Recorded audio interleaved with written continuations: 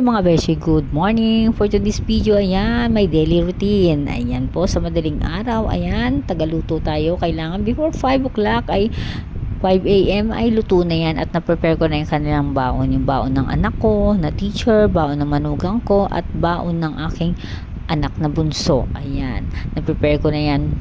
Nape-prepare ko na yan dahil 5 a.m. darating na po sila at iiwan sa akin ng baby 5 a.m. to 5 p.m.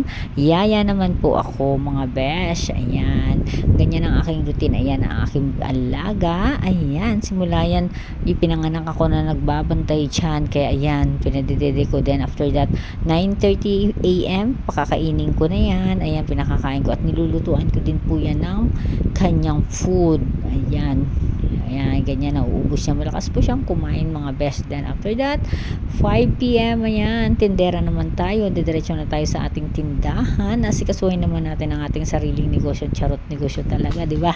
O, di ba? Ayan, may negosyo din tayo kahit papano, di ba? Pinagkirapan ko yan, mga best. 5 years na yan sa akin.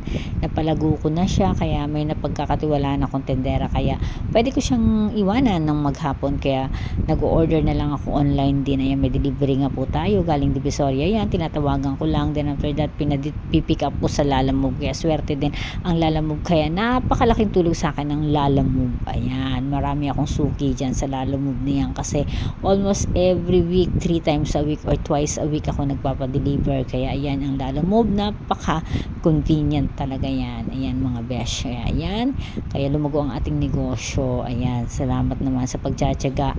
At may manapagkakatiwalaan ako dyan, mga besh. Ayan, sabi nga nila, paano kung ano pagsasabayan? Syempre, diskarte po niya. Yan ang tinatawag natin na diskarte. O, diskarte, di ba? Charot. Syempre, kailangan may tiyaga tayo. Kaya ayan, maraming salamat sa aking mga customer at saka sa Lalamove. Salamat.